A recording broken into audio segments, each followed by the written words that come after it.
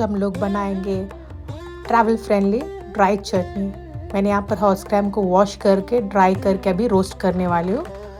जैसे ऐसे रोस्ट हो जाएगा इसमें हम लोग कश्मीरी ड्राई चिली डालेंगे 7, ड्राई कोकोनट, गार्लिक, टैमरिन, और इसको भी रोस्ट करेंगे। सॉल्ट, और इसको कूल डाउन होने दो।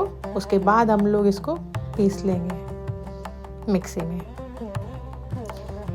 को मैंने एयर टाइट जार में स्टोर करके रख दूँगी ताकि ख़राब ना हो जाए। Best for travelling, bachelor life and hostel life. Please do try. Please like, share and subscribe.